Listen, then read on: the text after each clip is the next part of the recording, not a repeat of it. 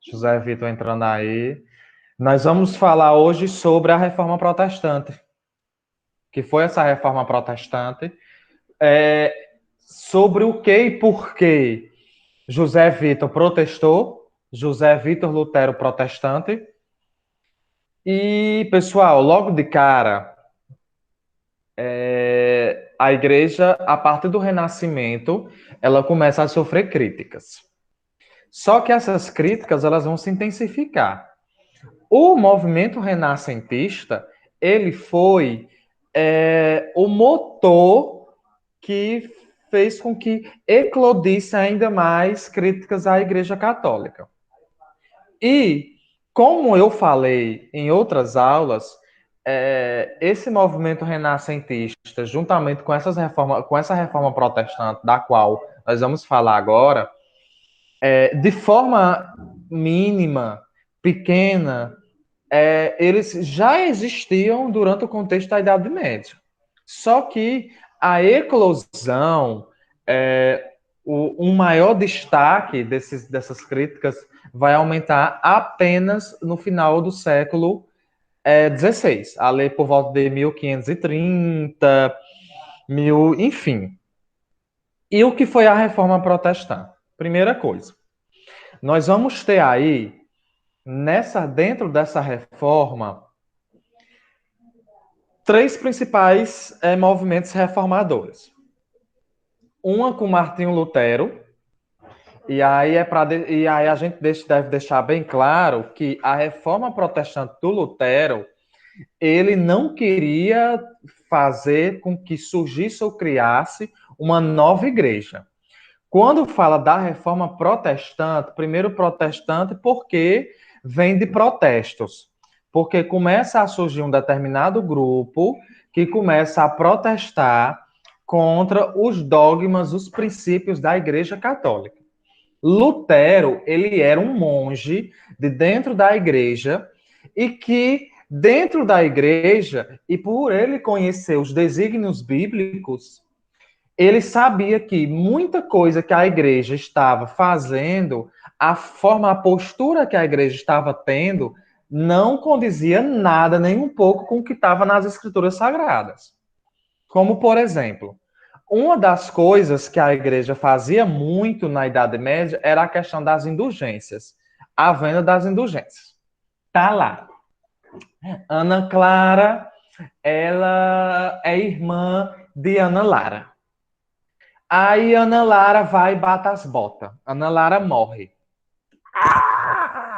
Ana Lara foi condenada à fogueira porque foi estabelecida pela igreja de que era uma bruxa. Né? Enfim, aí Ana Lara foi queimada viva na fogueira. Bem feito, porque era um herege. Aí Ana Clara se desespera. Ai, meu Deus! A minha irmã! A minha irmã foi! Tá no inferno! Ai, minha irmã tá lá no inferno! Tá lá o capeta! Ai, minha irmã! Aí a igreja chega para Ana Clara e diz assim: ó, Ana Clara, não se preocupa. Por quê? Porque se tu pagar uma certa quantia para a igreja, tu vai estar comprando um pedaço de terra no céu e tu vai estar salvando a alma de sua irmã Ana Lara do fogo do inferno. Ai, Ana Lara, ai, então ela pode sair do inferno. Ela pode.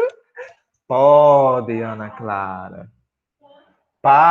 Dê um pedaço de terra para a igreja. Dê um pedaço de terra para a igreja. Que você vai comprar seu lugarzinho no céu. E Ana Lara vai se livrar do fogo do inferno. Aí a Ana Lara vai lá, né? A compra de indulgências, a venda de indulgências. Aí a Ana Lara vai lá, toma, igreja, toma aqui meu pedaço de terra. Aí, minha irmã saiu do fogo do inferno e eu vou comprar um lugar para mim no céu. Óbvio que uma população analfabeta, como a população europeia da sociedade Europa medieval, a população não tinha conhecimento da Bíblia, só a galera do clero que poderia ler. E Lutero, ele passou a criticar isso aí fielmente. Tá errado, não é assim. Ele começa a dizer para a população que isso não está na Bíblia, as indulgências não estão na Bíblia, e ele começa a sofrer um processo de perseguição por parte da própria igreja. Até que ele vai, escreve um documento com 95 teses, em que, nesse documento, com essas 95 teses, ele desmascara a igreja. O que é que vai acontecer com Lutero? A gente já vê aí a eclosão do primeiro movimento protestante, com Lutero. Depois vai vir a reforma calvinista, com João Calvino, que vai acontecer na Inglaterra. E mais tarde vai acontecer o movimento anglicano, que o movimento anglicano vai se dar quando o rei francês rompe com a igreja, porque a esposa do rei francês não deu o filho homem para ele e o rei francês chegou para a igreja querendo um divórcio. Naquele contexto, a igreja não permitiu o divórcio, porque se desvirtuava dos desígnios da igreja.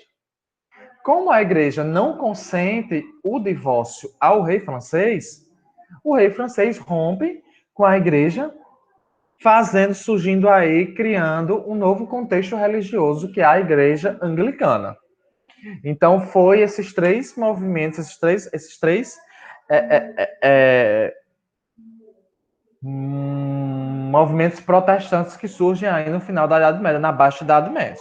Então, nós temos aí uma igreja que vai se ver com o seu poder abalado, com esses três movimentos, porque vai ser esses três movimentos, eles vão se juntar indiretamente com o Renascimento, tá aí o Renascimento criticando a igreja e o movimento protestante criticando a igreja. Então você vai ter dois movimentos bem fortes, bem significativos no contexto político aí, massacrando a igreja. Então ela vai ver pela primeira vez aí o seu poder abalado. Nós temos também e aí esse quadro protestante vai enfraquecer o poder da Igreja Católica. O Lutero, ele vai desenvolver essas 95 teses. Essas 95 teses ele vai colocar na Catedral de São Petersburgo, na Basílica de São Pedro, estou confundindo com a Revolução Russa. Na Basílica de São Pedro, ele vai lá estancar na porta da Basílica as suas 95 teses. E aí, falando de Lutero, eu tenho uma indicação de filme para vocês. Na Netflix tem o filme Lutero. E o filme fala sobre o monge, né, sobre a reforma protestante, o luteranismo. E... Oi. Acho que eu já assisti. Só que eu nunca quero assistir muito, porque pra mim, sei lá, é muito primeira verdade, não sei, meu nunca me falou nada.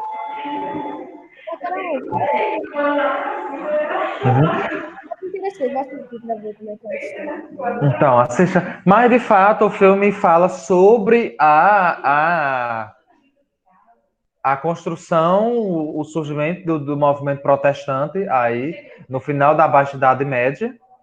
E fala desde a concretização das 95 teses. Existem relatos históricos de que não era só 95 teses que tinha na tese do Lutero, tinham mais teses, tinham mais artigos, mas essas 95 teses foram as principais.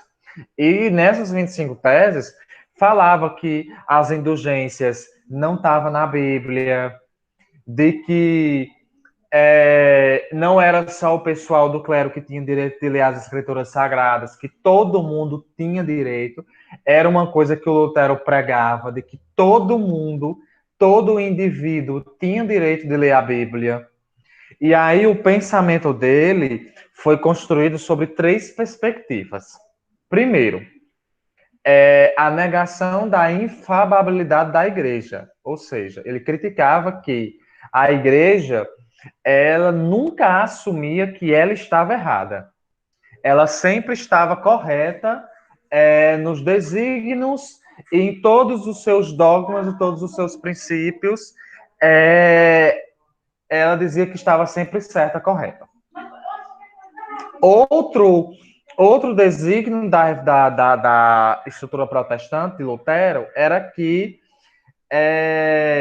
tinha a negação, a igreja nunca assumia que estava errada, e ela estava errada. Tinha a questão do entendimento universal, e aí quando ele fala desse entendimento universal, ele dizia que pregava que todo indivíduo da sociedade tinha direito às escrituras sagradas, e a terceira tese dele, eu não lembro, deixa eu ver se eu encontro no livro. Eu não lembro os três princípios da reforma protestante. Espera ainda, viu? Três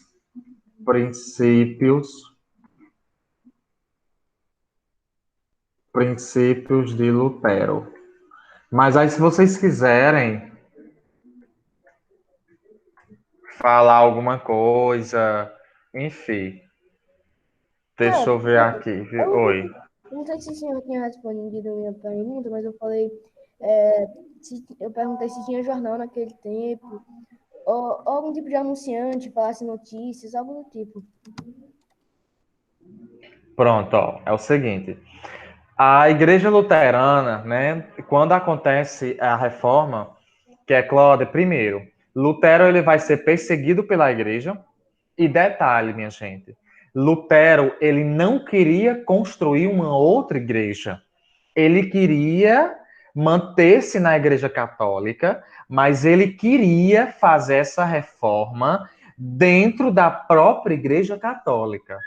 Só que as coisas saíram do contexto dele. Ele foi perseguido e ele foi excomungado, ou seja, ele foi expulso. Ele perdeu o direito, enquanto sujeito do clero, em poder pregar, em poder rezar missas, enfim. E aí os três princípios de Lutero. Lutero disse que a salvação só era alcançada através da fé, de que as indulgências era enganação da igreja. Só a fé vai salvar Ana Lara do fogo do inferno.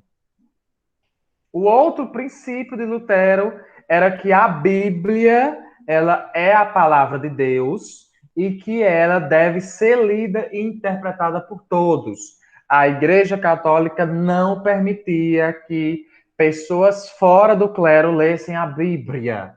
Não podia. Se Ana Clara quisesse ler a Bíblia, eu quero ler a Bíblia, eu quero ler a Bíblia. Não pode, Ana Clara, não pode. Olha o que aconteceu com William Tyndale, que tentou traduzir a Bíblia e que foi queimado vivo na fogueira. E o terceiro desígnio de Lutero era que dos 7 sacramentos pregados pelos católicos, apenas a comunhão e o batismo iriam prevalecer dentro da doutrina luterana. Então, além das 95 teses, tinha as 3 principais crenças de Lutero, né? A salvação por meio da fé, que a Bíblia deveria ser lida e interpretada por todos, todos têm direito, e que dos 7 sacramentos, só a comunhão e o batismo irão prevalecer dentro da Igreja Luterana. Alguma pergunta, dúvida até agora? Deixa eu ver aqui. Tinha um jornal naquele tempo? Tinha não, Johnny. Não tinha.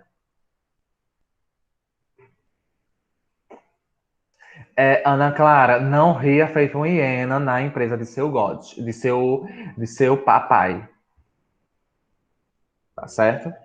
Pronto. Então a gente tem aí a doutrina luterana como característica desse contexto. E a gente começa a falar de João Calvino. João Vitor Calvino.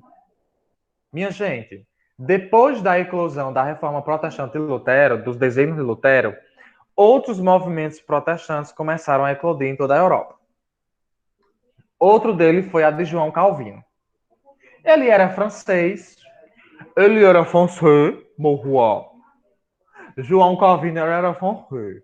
Porque se você quiser falar francês, é só você fazer esse bico ou você falar francês. Viu, Ana Rola? Oh, francês. Francês. João Calvino, ele era francês. Buongiorno, bonjour, meu filho. Eu falo francês. João Calvino era francês.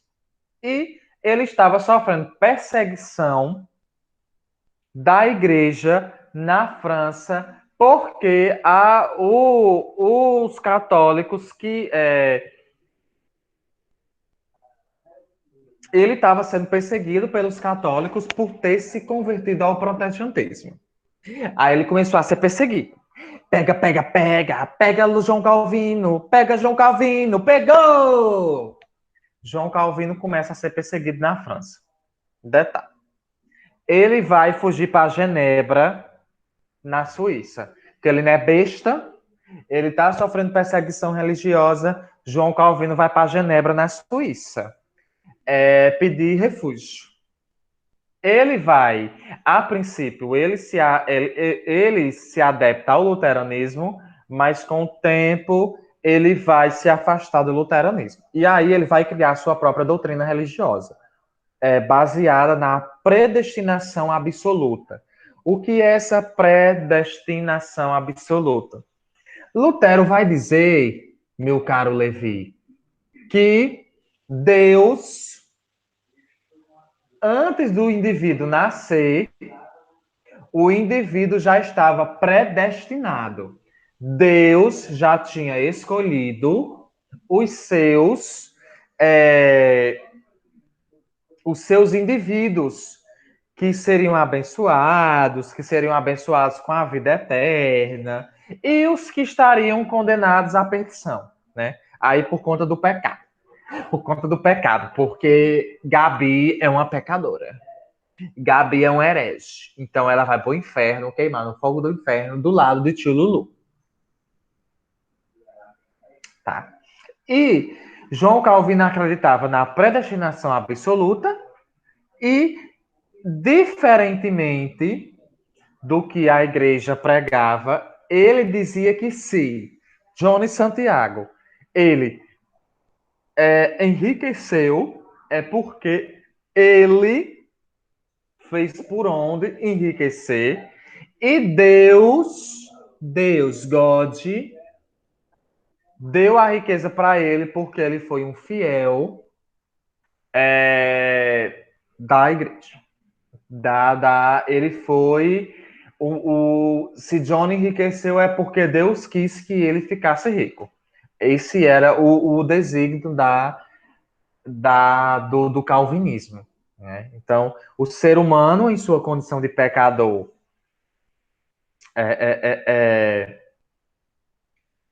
o ser humano, em sua condição de pecador, ele era indigno de alterar a decisão de Deus ou conhecê-la. E aí, para não viver em aflito pela incerteza, o indivíduo deveria perseverar na fé, né, até que ele conseguisse alterar a decisão de God. Então, se Ana Clara é uma pobre lascada, a bichinha que não tem onde cair morta, segundo a doutrina calvinista, é porque God quis que ela nascesse e fosse pobre e ferrada. E porque ela era uma pecadora. Se ela quisesse enriquecer, ela tinha que perseverar na fé até ela conseguir a riqueza. Ah, professor, eu sou muito pobre. Eu fico pedindo dinheiro no final da missa, na saída da igreja. É porque Deus quer, segundo Calvino é. Segundo Calvino é. Ah, professor, mas por que é que Johnny é rico? Por que é que Johnny ele tem uma motona lá? Por que é que Johnny tem uma motona? Porque Deus quis que ele tivesse. Porque ele perseverou na fé. Agora, se tu é pobre, Ana Clara, predestinação absoluta. Predestinação. Não adianta chorar, não adianta chorar, não adianta sofrer. Então você tem que perseverar na fé para chegar à prosperidade. Você sofre, viu? Você sofre. Você tem que pagar, Ana Clara, os seus pecados, tá? Então é assim, minha gente. Depois da morte de Calvino, de João Calvino, os seus seguidores fizeram várias interpretações dos desígnios dele, né? Principalmente da predestinação absoluta, né? A riqueza e a prosperidade passaram a ser vistas como sinais de graça divina e não apenas como generosidade de Deus. Isso explica porque os movimentos calvinistas obteve grande apoio da burguesia e estimulou seus adeptos a esforçar para progredir economicamente. Então, a riqueza, a ideia da predestinação absoluta, depois que João Calvino bate as botas, né? João Calvino bateu as botas. João Calvino bateu as botas. Aí os seus seguidores fizeram N interpretações das ideias dele. E aí os burgueses acabaram indo para a doutrina calvinista porque era algo que convinha a eles. E aí a gente começa a falar da igreja anglicana. A igreja anglicana, né, foi conduzida pelo rei Henrique VIII da Inglaterra, não foi francês, perdão. Eu disse que tinha sido francês. E a reforma dele foi essencialmente político. O principal motivo da reforma dele é que ele chega para a igreja porque a esposa dele não deu, o filho homem, enfim. E ele chega para a igreja pedindo um divórcio. E a igreja não. Lembrando que ele era casado com a digníssima Catarina de Aragão. Catarina de Aragão, que pertencia à família dos Aragão português. Lembrando que, nesse contexto, Portugal e Espanha acabam firmando a aliança política por conta do envolvimento do Henrique VIII com a Catarina de Aragão. Só que Catarina de Aragão não deu o famoso filho homem para ele. E como era uma monarquia e o poder passava de pai para filho e tinha que ser um filho homem, ele queria se separar de Catarina de Aragão. Né? A Catarina de Aragão não deu filho homem e ele chegou para a igreja, eu quero o divórcio porque essa mulher está com problema. Não, nós da igreja, nós não admitimos divórcio, não. Os monges lá da igreja, não, a igreja não permite divórcio, não. Mas não, mas Catarina de Aragão não pariu o filho homem que eu queria, quem é que vai assumir o trono quando eu bater as botas? Hein? Eu quero o filho homem, eu quero o filho homem. E aí, bater de frente com a igreja, para bater de frente com a igreja, ele rompe com a igreja, fazendo surgir aí o movimento anglicano, né? E aí o pretexto do rompimento com a igreja veio de uma questão pessoal, né? Ele era casado com Catarina de Aragão, de origem espanhola, enfim. E aí ele solicitou a anulação do casamento ao Papa Clemente VII, isso, e ele queria se casar agora com a Ana Bolena, né? O pedido, porém, foi negado. Mesmo assim, Henrique divorciou-se de Catarina. Ô, oh, Catarina! Por que que tu não pariu, homem? E aí, ele se casa com Ana Zete Bolena, né? acreditando que Ana Zeta e Bolena ia dar o filho homem. E, em resposta, né, em 1513, veio aí o ato de supremacia pelo qual o chefe da igreja se torna o rei Henrique VIII. Alguma pergunta?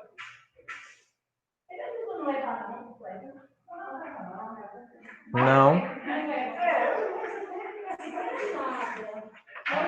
Tá bom?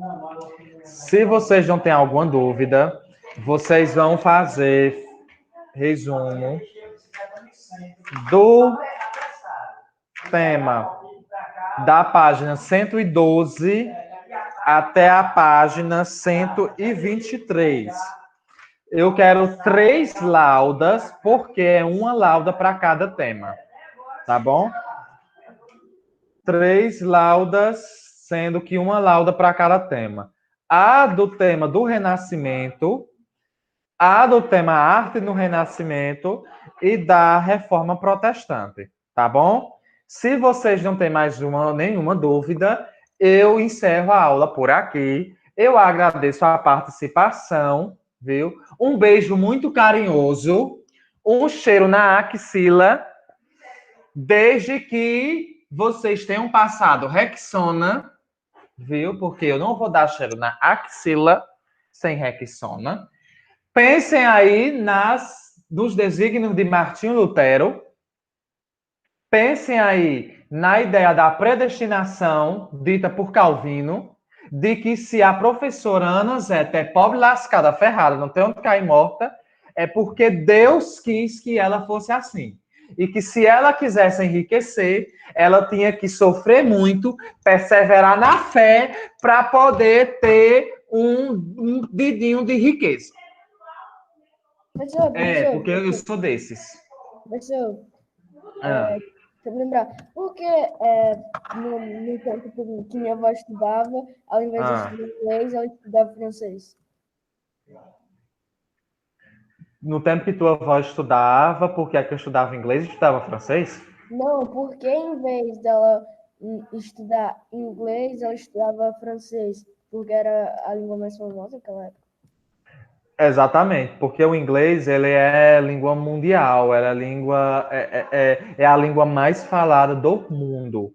Não, professor, Então, eu digo por que ser a língua. ela falava, ela, tipo assim, ela estudou francês em vez de inglês no tempo dela. Eu não sei, não. Eu acho que por uma própria escolha particular da escola, não sei. Ah, tá. Tá bom? Então, se vocês não têm nenhuma dúvida, a gente encerra a aula. Então, pensem aí nesses desígnios, viu? Se revoltem com o machismo do rei Henrique VIII, que se separou de Catarina de Aragão só porque ela não teve o filho homem. E aí se casou com Ana Bolena. E é isso. E leiam a Bíblia, senão não vão para o céu. Tchau.